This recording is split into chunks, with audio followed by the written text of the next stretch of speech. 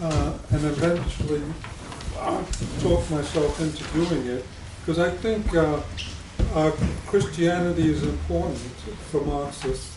It's important mass organization. There's millions of people involved, and it still has a great deal of influence. And we have the theory that the class struggle goes on everywhere, within every organization, within every individual.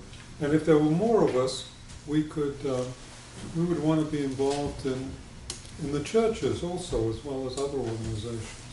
But, it's important even as a social phenomenon, and we need to talk about it. So let me just talk, maybe not everybody knows it, and I don't know that much about it. The history of the church. As you know, it began with the birth of Jesus, who was basically a radical reformer, Jewish reformer. And incidentally, I want to just talk about the sources I've used. Somebody suggested I look at Ludwig Feuerbach, The Essence of Christianity, and it's Feuerbach was part of this movement in the 19th century of Russian scholars, not Russian, German scholars, who were analyzing in a materialistic way the biblical texts and sort of demystifying them and making sense out of them and showing how the sort of the material basis of Christianity. But looking through it, I thought it was a little bit too much for this thing. So what I mostly looked at was Marx and Engels, this little collection of Marx and Engels on religion, and particularly and I think it's a nice collection, and it's sort of interesting and amusing and not too heavy, and I would recommend it. I think there's an edition in International Publishers too, a paperback edition somewhere. I had one, but I bought this. So it's a lot easier, and I would recommend these kind of texts for beginners more than the theoretical texts. It's a way of getting into the Marxism. Anyway, so a lot of the information I got from Engels, particularly the early Christianity, early Christian church. Anyway, one of the points that Engels makes there is that early Christianity, or radical Judaism at the time, was really not that much different from modern socialism. And it was a revolt against the oppressive conditions of the Roman Empire and the Jewish I missed clergy. that word that you said. Can you go back about 2 words? Jewish. I don't know which 2 words. Okay, I know. It's just. Well, maybe it'll any come particular on, word. Sorry not about that that. important. Okay, so and he said, the difference between modern socialism and Christianity is that Christianity promised communism in the next world, and socialism promises socialism in this world. And it made me think, actually, there's even less difference, I've noticed, among many socialists, that actually they don't even believe in socialism in this world. It's always somewhere, and if they talk to anybody socialist, they'll say to you, and you ask them, they'll say to you almost with glee, "I'll never see socialism in my time." And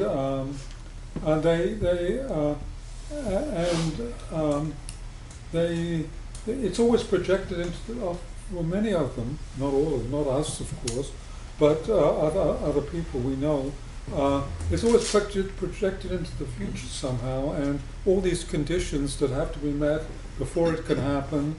And so, for instance, when in my organization, I started to point out to people that,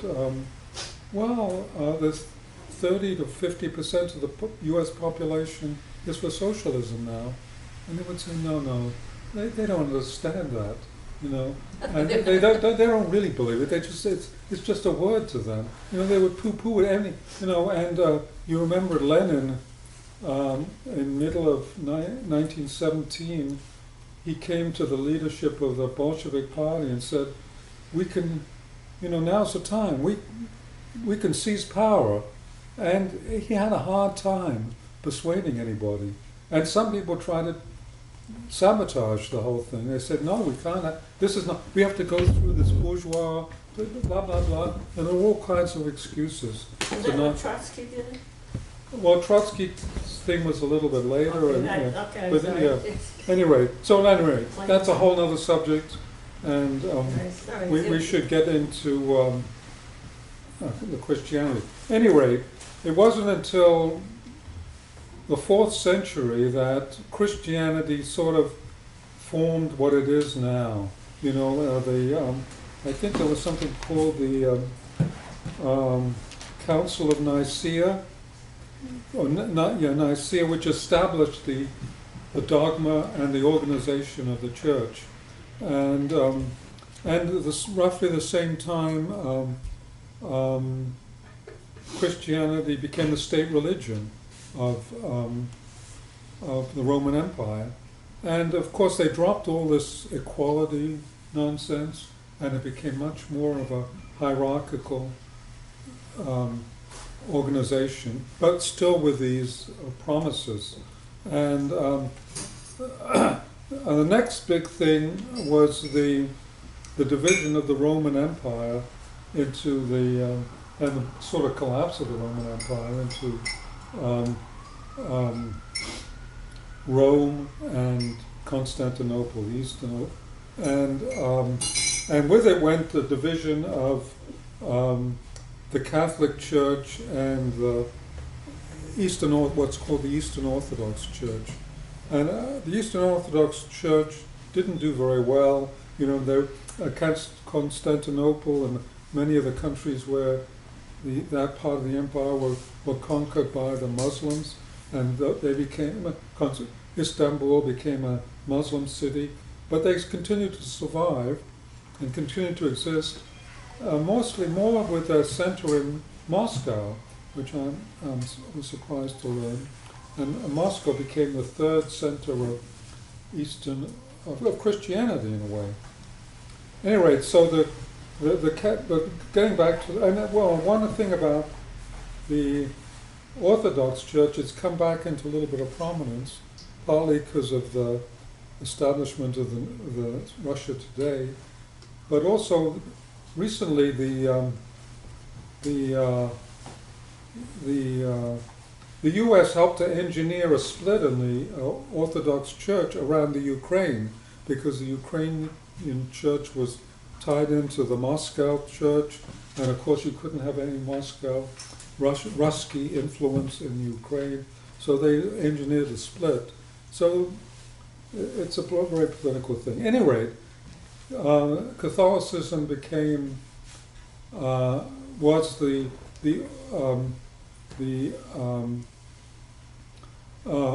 religion of the Roman Empire, and became the religion, the state religions of the country's successor, and it became an integral part of what became the feudal system, which it didn't just support the feudal system; it was an integral part of it. And in many countries, the church was a feudal lord with vast land holdings. And, the feudal system was basically a land-based agricultural system, and the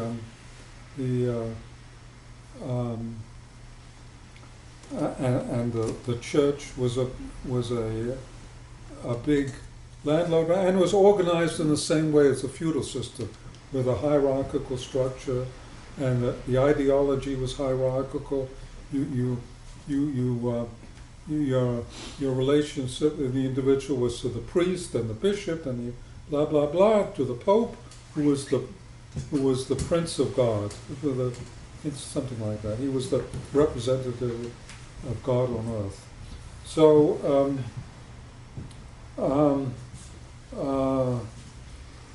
but of course, with that kind of hierarchical system and that kind of exploitative system, there was bound to be rebellions and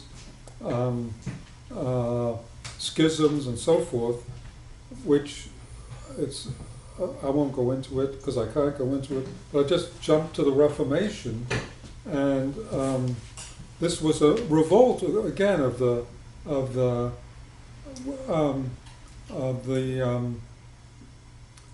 poor and the oppressed against the corruption of the church, particularly, and In what year?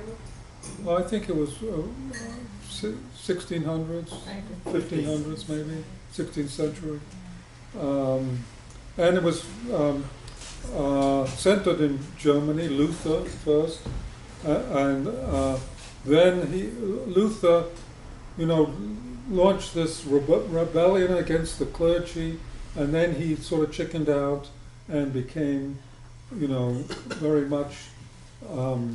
There are other very much a supporter of the clergy. He didn't want to go too far, and other clergy, rebellious clergy, took over, and they were executed and suppressed. But the Reformation had a big effect, and this is not exactly the Reformation, but in Britain, in England, King Henry VIII abolished the Catholic Church. He not only broke the relations with Rome, but he burned down the monasteries. He confiscated all the lands of the Catholic Church, which was probably 40 or 50% of the land in England, and redistributed it. I'm not sure what happened in Europe, but I think something similar went on. But what was important was that this cleared the way. It destroyed feudalism. It began the destruction of feudalism and cleared the way for capitalism. And one point Engels makes is that Christianity was different from Islam in that revolts within Islam always never resulted in changing of the social order. But these revolutions within Christianity, this particular revolution cleared the way for a new social order, which was capitalism. And the ideology of Protestantism was aligned with capitalism, with the spirit of capitalism. I think when I was a college student, I read Max Weber's Protestantism and the Spirit of Capitalism, something like that. And it's an interesting book, 19th century writer. At any rate, let me see if there's anything else I want to go into in the history. Okay, no, not really. Okay, so I want to talk a little bit about, and this will be the other main point, is, I thought I had something, here it is, about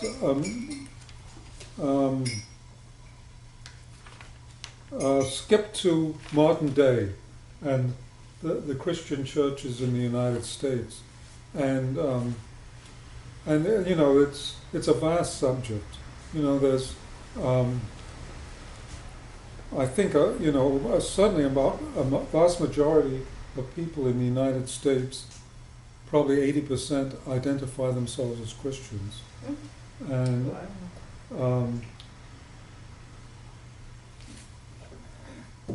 but That's not the whole story. Well, I forgot to bring it. I lost it.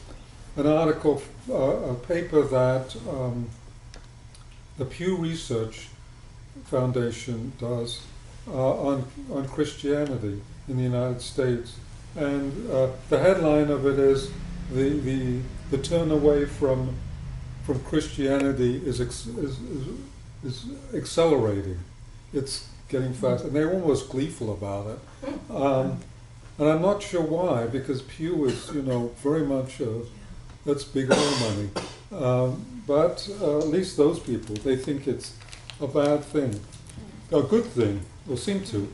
But still, there's a lot of people involved, and there's a increase in the number of non-believers, atheists, and it's quite sharp in the last 10 years, last 20 years.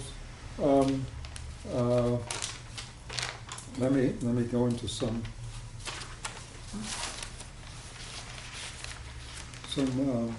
figures. Well, let me line it out.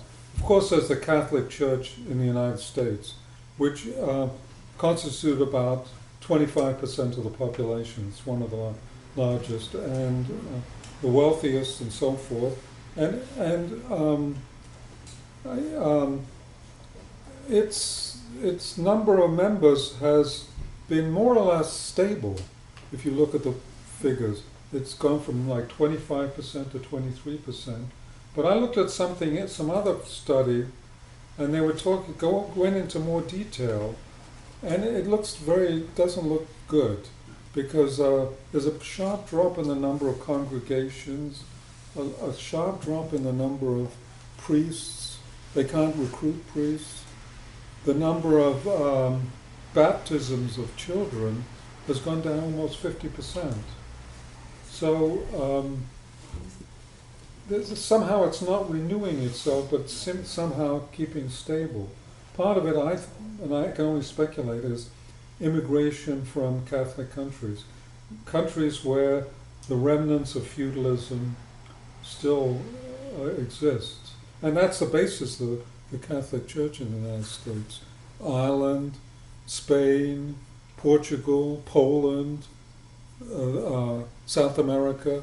These are all areas where feudalism and land-based economies have survived into the 20th century, and often, in some cases, the late 20th century, into the current era. So, and of course, the Catholic Church, because of its structure, is susceptible to these authoritarian trends, these trends for abuse, not just sexual abuse, but just general abuse. And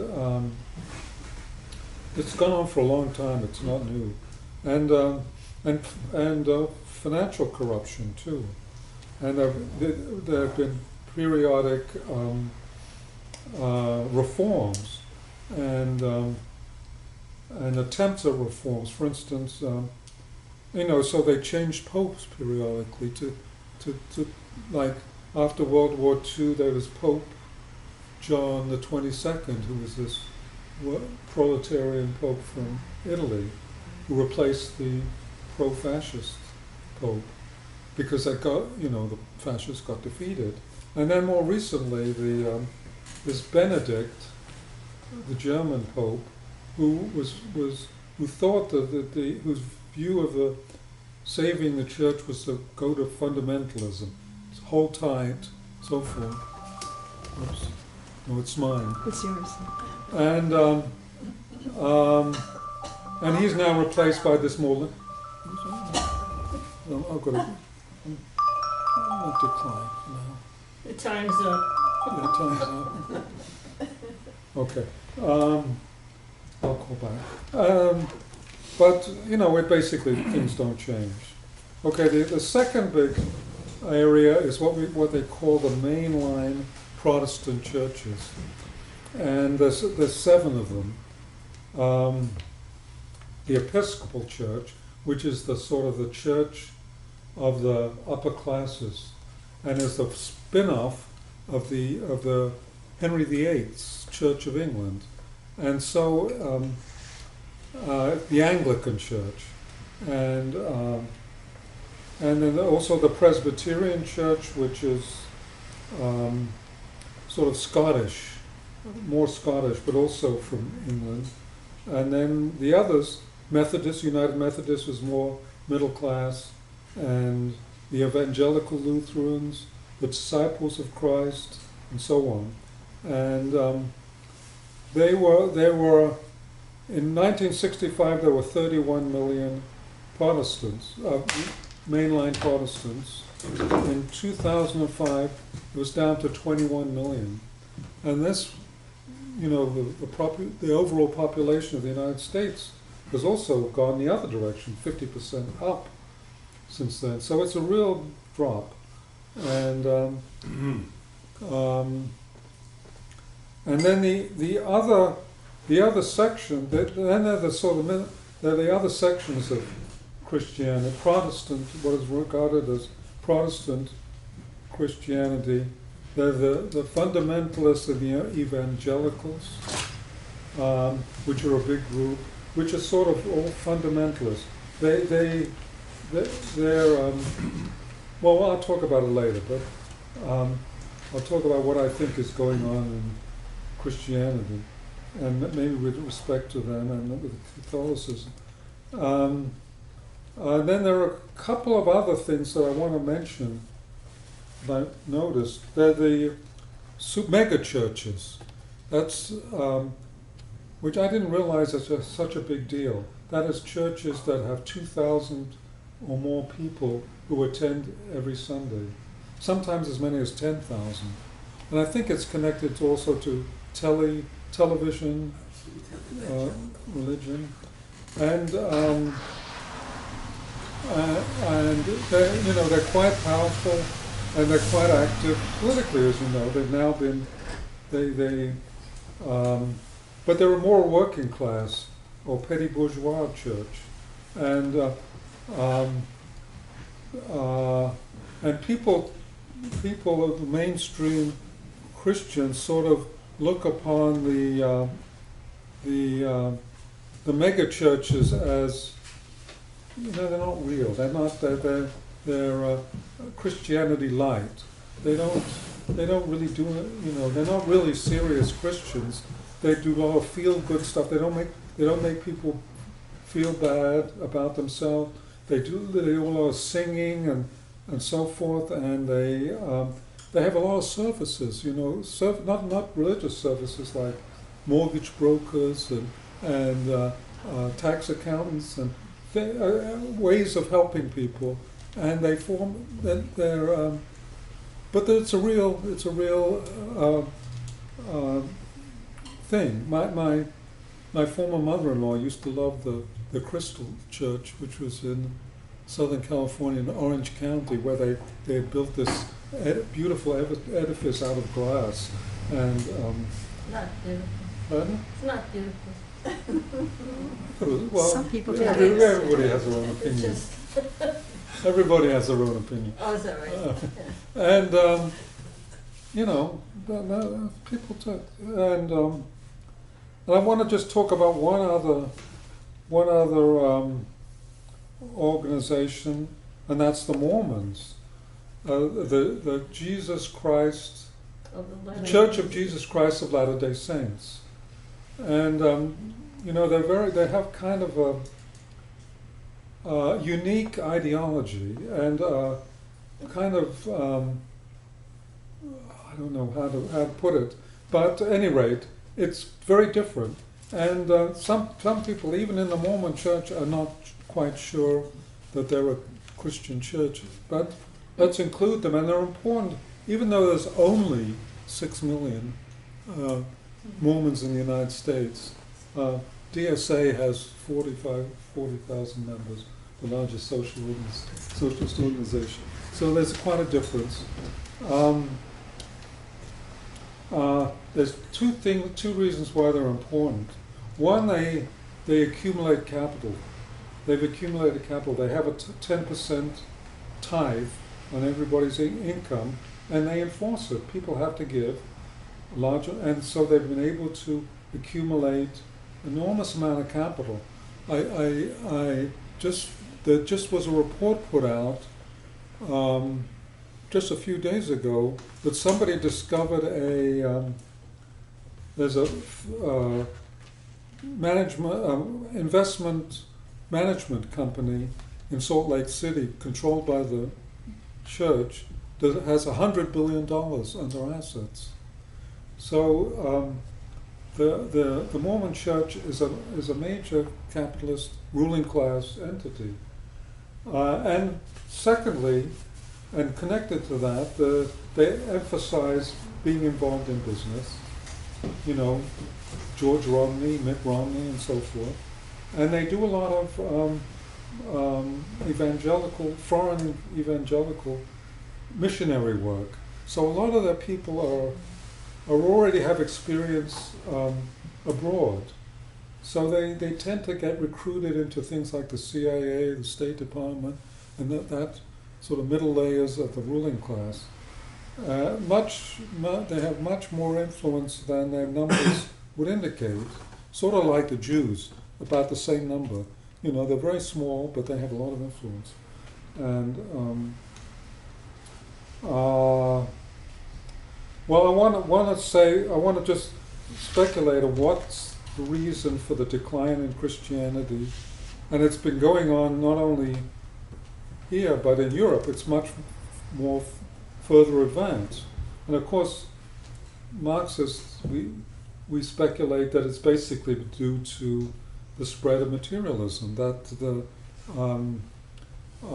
development of society. Objectively, and I'm not just talking about vulgar materialism, of course that's a factor too, but philosophical materialism, the idea that there's only a material world, there is no other universe.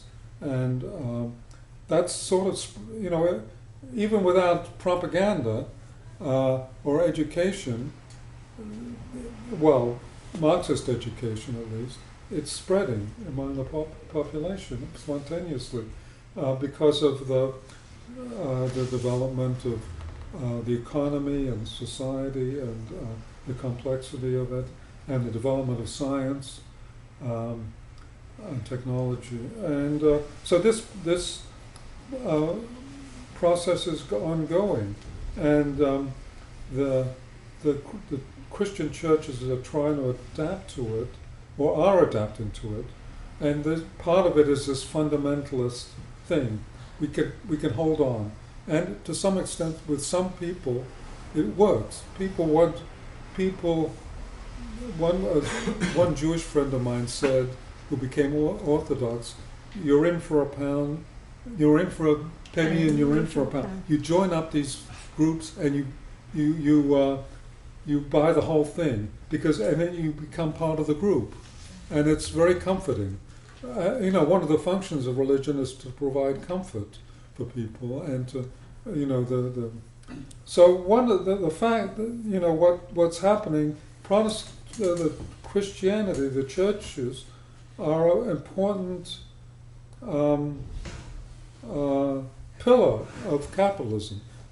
Incidentally, the Catholic Church converted itself into a capitalist organization rather than a feudal organization. It now has investments. It has banks. It has financial scandals. Everything. You know, the whole thing. And some of these other churches do too. But the fact that the decline, which is not as the crisis of Christianity is not as acute as the economy, but it is a crisis, and it's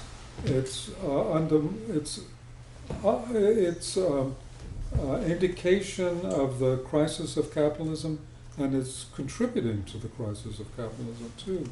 And for the individual who previously would have found comfort in Christianity, they're forced to, like Marx said, confront the reality. You know, Marx, in the manifesto, they said, capitalism destroys all the old feudal links, and forces the individual to face the reality of his own existence, of his fellow man.